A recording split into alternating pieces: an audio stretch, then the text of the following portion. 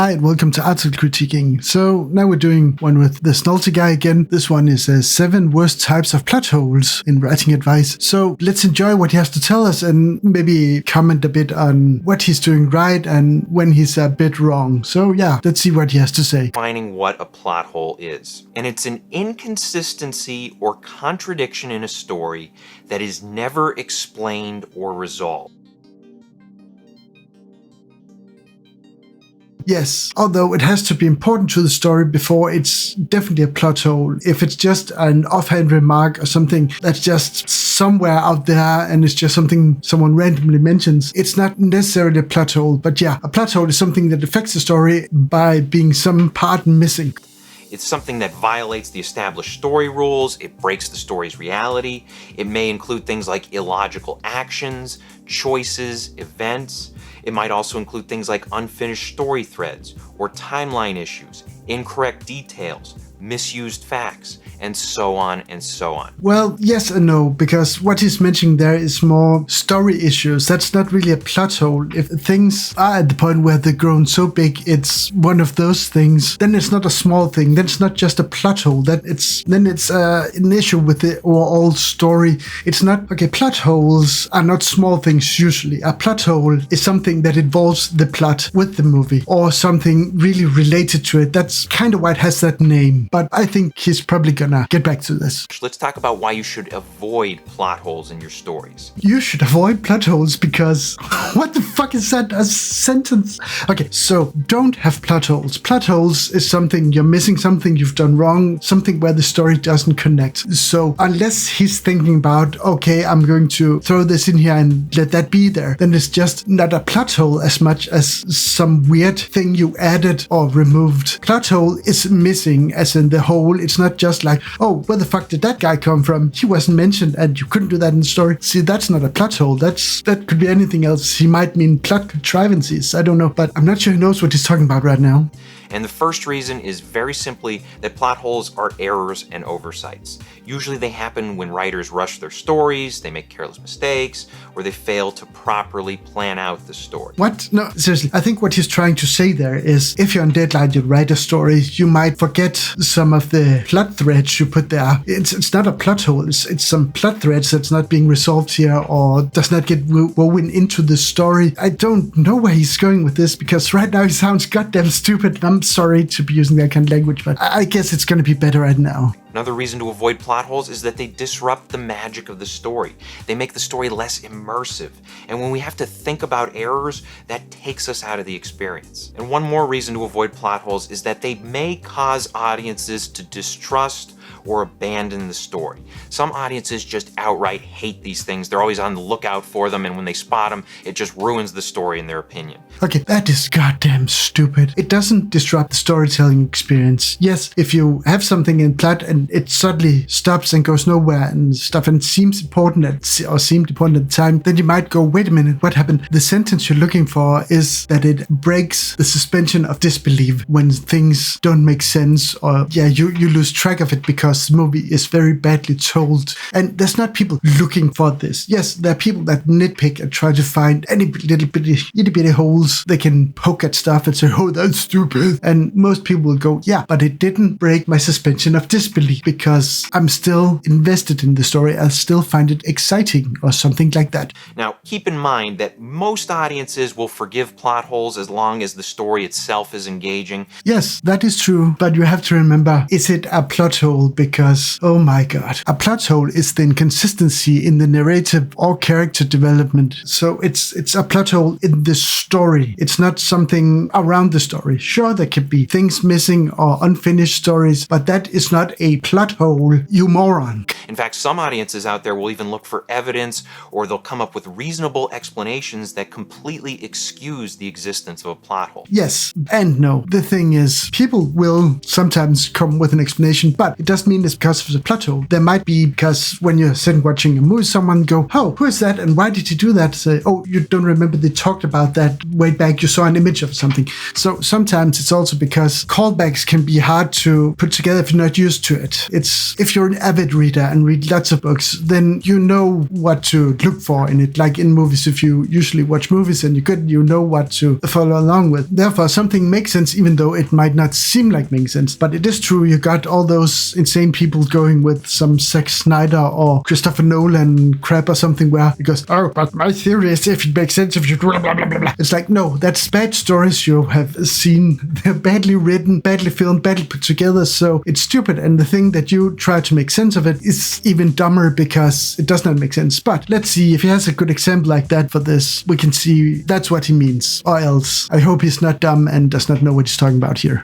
So you might have a situation where you point out a plot hole in a story and somebody else tells you, no, actually that could work within the context of the story because of this reason or that reason or whatever. As I said, yes, but there's a difference between making huge leaps of faith to just try to make sure, oh, well, he's a good director or a good writer because if you think about it, this could be what he was thinking. And then you go, yeah, but then you have to tell a way insane story to make this make sense instead of saying, maybe I could do it when he comes with examples of bad. I can see if there's someone where I can say, yeah, but you're not right there because that's not just easily explainable. That makes sense in the story you're told. But yeah, let's go on. But ideally, if you're a writer, you want to avoid these errors altogether, and the best way to avoid them is to be aware of the different types of plot holes out there. And that's what we're going to focus on now. I have 7 different types that I want to share with you. I'll explain what each one is, and I'll give examples to illustrate what I mean. Let's just hope it's good examples and not the kind of channel here, which of course it is, where he takes something really stupid that makes no sense and doesn't really show what he's trying to say, because I'm sorry, I don't want to say he's an idiot again, but... First type of plot hole is the obvious solution that characters ignore. And this is where you have situations when characters have a clear and easy solution that's in plain sight, but for some reason they choose a difficult or illogical alternative. This is true. That is annoying when people do something illogical, doesn't fit there, but the problem is this is going to take Saw. An example of this comes from the movie Saw, and this is a popular horror movie that came out in 2004. And later on, one guy has to grab a cell phone that's barely out of his reach.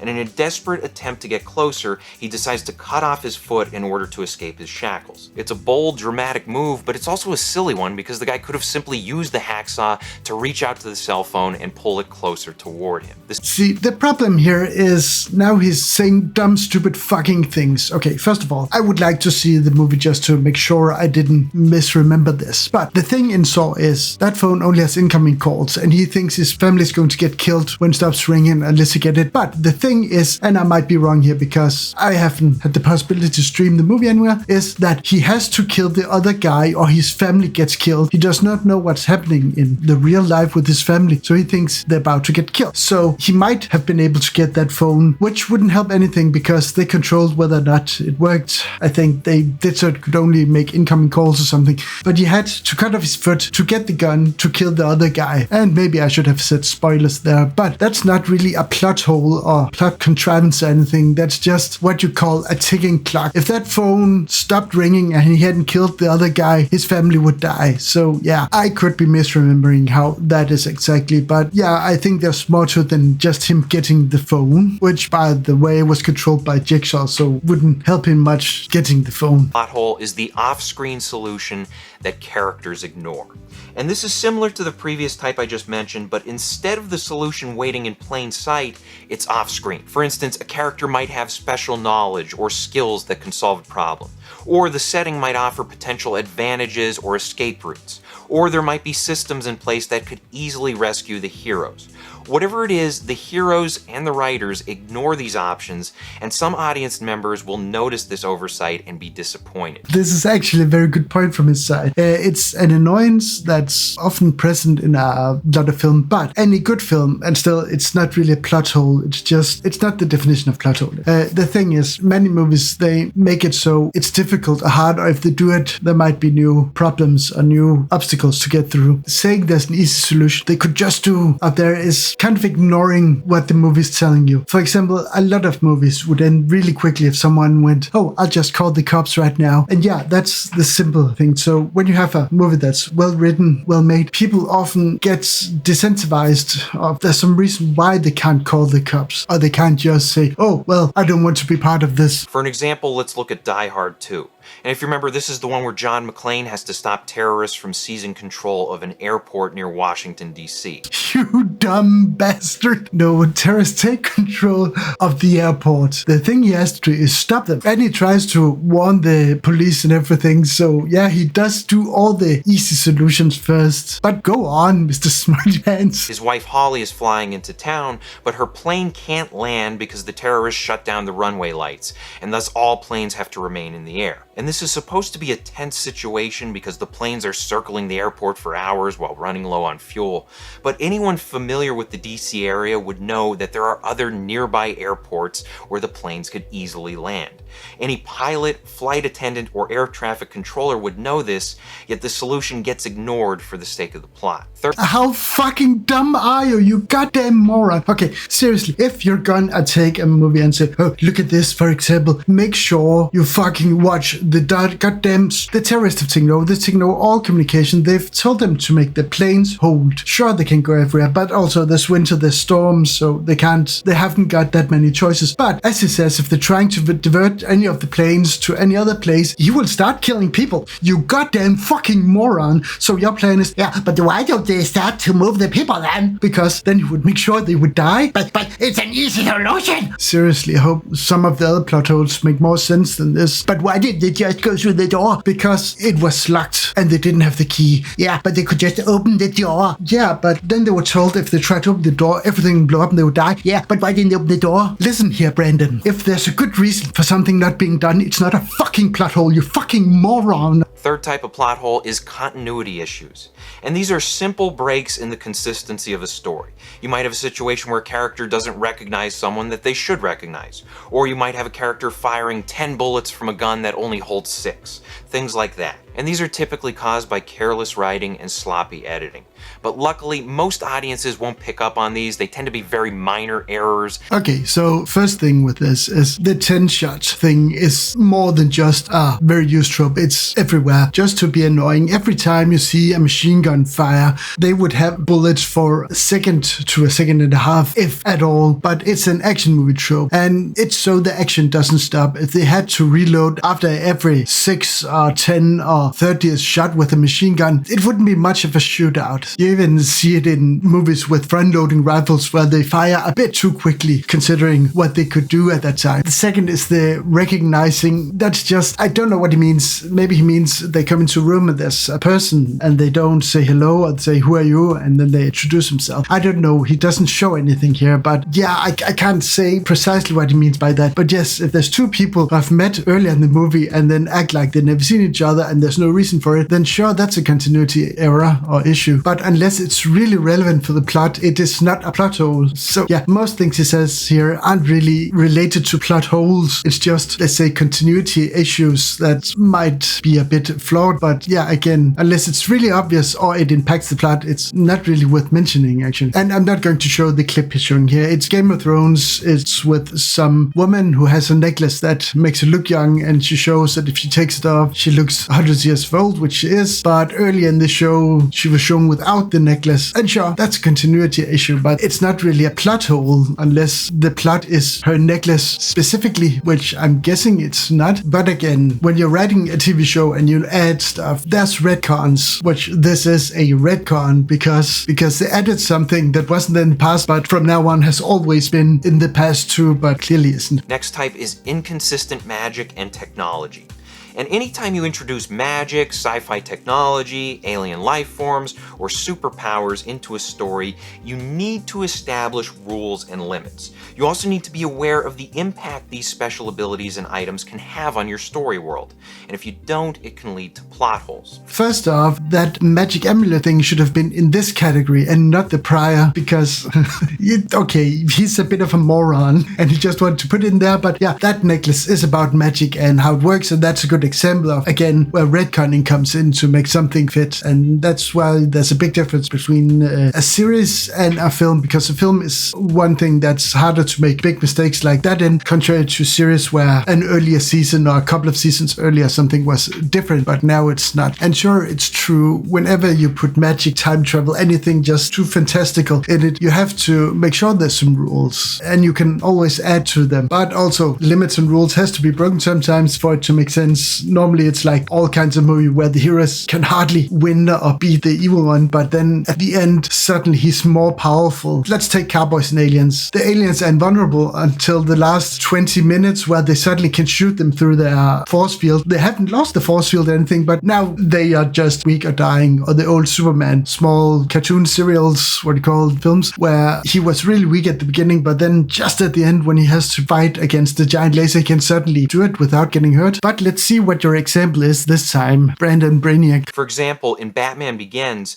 the villains plan to destroy Gotham City by infecting the population with this special toxin that causes people to hallucinate horrifying images. And the toxin only works when it's inhaled, so the plan is to contaminate the city's water supply, then vaporize that water by using a military-grade microwave emitter. And it's a clever combination of ideas, but the nature of the toxin also raises some questions. Like, what happens if people boil water in their homes or they take hot showers? Wouldn't that cause them to inhale the toxin? And wouldn't that reveal the villain's plan before they're ready to carry it out? Now Brandon is dabbling in what we in the real world call stupidity. That is the dumbest shit to focus on in a Nolan movie. It's probably the least stupid happening in that movie. Also, that is not a fucking plot hole. You undereducated troglodyte. I'm not here to defend that Batman movie from him, but now he's being goddamn stupid and probably a little facetious. This is the amount of steam the movie shows us. It's effective. Is this really what Brandon thinks a shower looks like or boiling water looks like? Is Brandon really this stupid? When I cook and boil water and stuff, I get some steam. It's either close to a window if it's a kettle, and if it's a pot, it's under the extractor fan. So yeah, that's not how it works, Brandon. Next type of plot hole is characters acting out of character for no good reason. And this is when a character does or says something that is inconsistent with who they are. They act like an imposter or an idiot for the sake of the plot.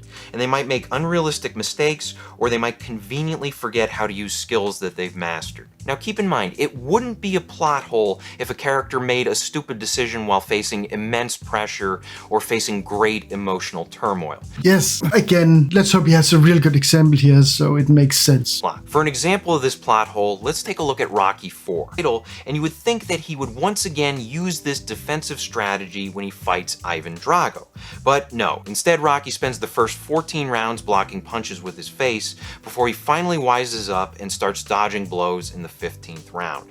Now don't get me wrong, I love watching this fight. It's an amazing spectacle, it never gets old, but it always bothered me that Rocky fights like a complete idiot until the final round. That's just goddamn stupid. Rocky evolves through the fight. The idea is he's basic and out for revenge, so he does stupid things, which he's done before, but like with his speech at the end tells us, after we've been shown, so he actually do the show, then tell, he came into this fight with one mindset, one goal, and he didn't like him, and he didn't like the people. But during the fight, he changed, and they changed. But wow, look at that. It makes sense in the context of the movie. Brandon, you see, if you watch a movie and you pay attention and you're not a fucking moron about it, sometimes things make sense even though your stupidity can't see that. The next type of plot hole is the abandoned subplot. And this happens when a seemingly important subplot is established, but later on it fades away or outright disappears without proper exploration or resolution. That sounds a bit like a very often used plot device like red herring and MacGuffin and the like, seemingly important threads that ultimately is just there to move the plot along. But go on, Brandon the Unwise, tell me about it. It leaves the story feeling awkwardly unfinished, and it causes the audience to feel cheated. This tends to be one of the more noticeable plot holes. It's a sign of poor planning on the part of the writer, and if you do have these types of subplots in your stories, they need to be cut altogether. Just get rid of them. That sounds really, really stupid. Hoping he can back this up or explain with a good example from an otherwise at least barely competent movie, and not just a moron's choice from some crappy movie that's not even trying. And also, I hope Brandon uses a good example that is irrefutable and not at all ambiguous because he chose a bad production and therefore, well, just roll it. For examples of this, look no further than the movie The Room. The Room is full of abandoned subplots. Can he really be this bad at finding examples from real movies? The Room barely has the resemblance of a plot. It's a collection of barely coherent story bits, actions, reactions, and hearsay. I object, but go on. It's an abandoned subplot factory. And two of the more memorable ones are when Lisa's mom announces that she's dying of cancer, and then you have the situation where Denny has a partnership with a drug dealer. No one ever says she's dying of cancer. She says, oh, I'm going to die. Yes, she has been diagnosed with breast cancer. Since nothing is stated to the severity and also the cavalier way it is thrown out there. See, we can only go by the standard 5-year survival rate of plus 99% and a 15-year survival rate of 83%. Given her age, the survival rate might be a lot higher. And with the Denny thing, it's not a partnership. He has either bought drugs or borrowed money and or both, and possibly never taken drugs. Both of these situations appear like they're going to contribute to the overall story, but instead they end up as one-off moments that never get explored again. Why? What would further exploration do for the story of a man losing his girlfriend and life? How would a user subplot of cancer add to the movie? Why does a casual remark about possible easy treatable cancer warrant deeper scrutiny? Lisa even tells her mother, when she says it, they cure a lot of people. I got the results of the test back. I definitely have breast cancer. Look, don't worry about it. Everything will be fine.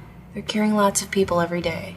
It's not sold as imminent or deadly, and it's incredibly common. Also, it's actually brought up again later, I think, and it does get more attention than most side stories or characters in this movie. And the Denny incident, it's just a ham-fisted way to show Lisa and Johnny are like a family to Denny, I don't know. Even stated verbally, clumsily, as badly placed exposition. And also, how do you buy drugs and then owe money? You could owe money for some drugs you've gotten, but not if you bought some drugs from a guy that you wouldn't see. That is a writing paradoxical nightmare of being that stupid. Oh, I bought something the other day. Yes, now I owe a lot of money. So you haven't paid for it. So no, then you didn't buy it. Then you ordered something. Oh, God damn it. How and why would we explore this? And for what purpose? The Denny scene is a throwaway scene with no substance other than to say the sentence, Denny, you know that Johnny is like your father. Also, if you follow the movie, which isn't that hard because it has so little in it, the drug dealer is apparently in jail. They took him to jail. So calm down. He's going to jail. Apparently, they live in a police station, I guess, or else they couldn't take the thug and put him in prison that fast. But yeah, he's in jail now. They say that in the scene. They explain it to you. How dense are you, Brandon? You make Denny look like a goddamn rocket scientist. And the final type of plot hole is large-scale stupidity. And this is the most noticeable and unforgivable type. It's usually a logical issue with the story's main concept or premise. And since the entire story is built around something that doesn't make sense, these errors create tons of questions, and they can make an otherwise dramatic story look silly. Say what now? That is the stupidest non-description of a brainless harebrained idea. Those words does not make sense. Let's see what he has for us. For an example, let's look at the 1998 movie Armageddon. In this story, a massive asteroid is... Oh my god, moron boy is gonna Affleck. Not one original idea in Brandon's head, but go on, unwise the numbskull. So NASA has to respond quickly and stop this threat. After weighing their options, they plan to drill a deep hole into the asteroid and insert a nuclear bomb that will destroy it. That's the plan. Now, you would expect NASA to train their astronauts in order to operate the necessary drills and machinery. But instead, in this movie, NASA trains a team of drillers to become astronauts. And the problem here is that the whole concept is backwards. Keep in mind, it takes about 10 years of schooling, training, and preparation in order to become an astronaut, which is way more time than it would take to simply teach an experienced astronaut how to operate a drill. Okay, yes, in reality, perhaps. But again, in the movie, they do explain it can take decades to learn how to drill properly, because you need to not only have a magic feeling, but also be able to react to unforeseen issues. And also, experience is one of the biggest key factors in succeeding. I can buy that in a Hollywood-style movie that drilling is a superpower you acquire through time and practice. And just because you're well-trained and well-educated, you can't do absolutely any task. Yes, it's an easy burn or a dig at Michael Bay, but I broke Brandon's logical real issues. The story is not built on a plot hole. It's just a plot contrivancy. It raises no questions or issues because the reasoning is explained in the movie. Why are you so bad at this, Brandon? Why don't you know anything about the subject you're talking about? You wind up sounding like one of the dumbest people on YouTube. Even worse, you got followers who get dumber for every wrong thing you tell them. You, Brandon, is the reason probably thousands of people have become dumber. Is this really your life goal, to say stupid things and not understand shit? Well, congratulations, you're doing a bang-up job at it.